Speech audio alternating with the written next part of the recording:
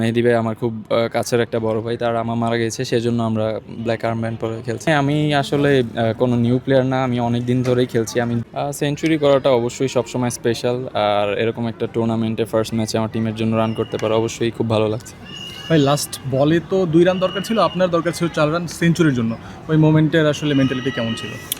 ওই মোমেন্টে মিথুন ভাইয়ের সাথে কথা হচ্ছিল, আমি জাস্ট নর্মালি যেভাবে ব্যাটিং করছিলাম সেভাবে ব্যাটিং করার প্ল্যান ছিল। যদি হয় তো হবে, না হলে কিছু করার নেই, জাস্ট ম্যাচ যাতে জিতে আসতে পারি। এটা সম্পর্ক প্রশ্নই। কতটা রোমাঞ্চকর ছিল আপনার কাছে ওই বলটা আসলে? আসলে ওইভাবে দেখতে গেলে অনেক সময় সিচুয়েশনে মানে অন্যরকম ব্যাটিং হয়, তো আমি চেয়েছি জাস্ট আমার নর্মাল ব্যাটিংটাই করার জন্য, সেই প্রসেসে থাকার জন্য। আমরা যদি দেখি লাস্ট অদম্য কাপের লাস্ট ম্যাচে আপনি 60 নট আউট ছিলেন, তার আগে 11 নট আউট, আজকে 100 নট আউট। মানে সাম্প্রতিক সময়ে কনফিডেন্সটা একটু বা রিদমটা বেটার মনে হচ্ছে কিনা আগের থেকে?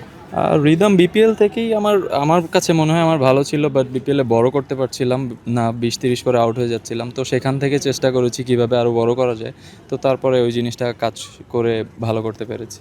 আফিফ ভাই, একটা কথা সবসময় শোনা যায় যে আপনি একটু উপরের দিকে ব্যাটিং করতে স্বাচ্ছন্দ্য বোধ করেন। আজকেও 4-এ ব্যাটিং করলেন, ভালো স্ট্রাইক রেট নিয়ে খেলেছেন। সো এইটা স্টেটমেন্ট কিনা যে আমি উপরে ব্যাট করতে পারি বা উপরে ব্যাট করতে চাই? আসলে স্টেটমেন্ট দেওয়ার কিছু নেই। আমি আসলে কোনো নিউ প্লেয়ার না, আমি অনেক দিন ধরেই খেলছি। আমি দেখেন ঢাকা লিগে আমি সবসময় এরকম 4-5-এই ব্যাটিং করি।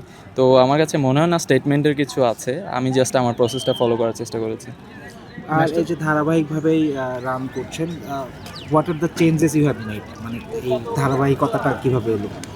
চেঞ্জেস তো সবাইকে বলে দিলে ওইভাবে বলাররা প্ল্যান করবে, তো আমি এইসব ডিসকাস করতে আসলে পছন্দ করি না, আসলে সাধারণত নিজের মধ্যেই রাখতে চাই। আপনার পার্টনার ছিল মিঠুন ভাই, তার ব্যাটিংটা কেমন ছিল? মিথুন ভাই 3 উইকেট পড়ার পর মিথুন ভাই যখন উইকেটে এসেই যেভাবে রান করেছে, তো তখন আমার জন্য অনেকটা ইজি হয়ে গেছে। তো ওই মোমেন্টটা মিথুন ভাই পুরোপুরি চেঞ্জ করছে, যেই ক্রেডিটটা পুরোপুরি তার। চেঞ্জেসের কথাগুলো যখন হচ্ছিল, মোস্ট অফ দ্য চেঞ্জেস কি টেকনিক্যাল নাকি মেন্টাল, কোন বিষয়গুলো বেশি অ্যাডাপ্ট করতে হয়েছে? মেন্টাল জিনিসটাই বেশি অ্যাডাপ্ট করতে হয়েছে। ভাই আজকে আপনারা একটা পরে নেমেছেন, আসলে কালো আর্মব্যান্ড পরে নেমেছেন, এটা কারণটা কি যদি একটু বলতেন? এটা আমাদের প্লেয়ার মেহেদী ভাই আমার খুব কাছের একটা বড় ভাই, তার আমা মারা গেছে, সেজন্য আমরা ব্ল্যাক আর্মব্যান্ড পরে খেলছি। Last question, what are your thoughts about national team? আমি কখনো সামনে কিছু নিয়ে চিন্তা করতে চাই না, আমি সবসময় প্রেজেন্টে থাকতে চাই। লাস্ট যে টুর্নামেন্টটা গেছে ওখানেও প্রেজেন্টে ছিলাম, এখানেও এই টুর্নামেন্টটা যাতে ভালোভাবে শেষ করতে পারি, তো যেটা হওয়ার সেটা অটোমেটিক্যালি হবে ইনশাল্লাহ। Thank you so much.